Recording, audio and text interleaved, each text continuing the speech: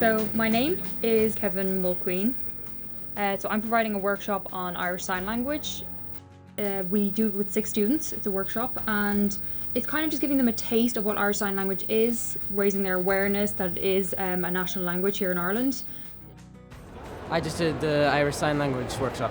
They said it was a 4-year course to become an interpreter, so I might have a look at it.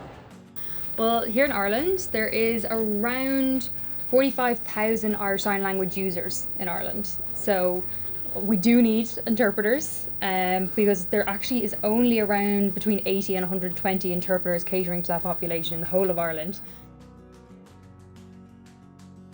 The letters are difficult, like this is F, and you just put it across, and there's also from, so it's the same thing. And so I would be from Donegal.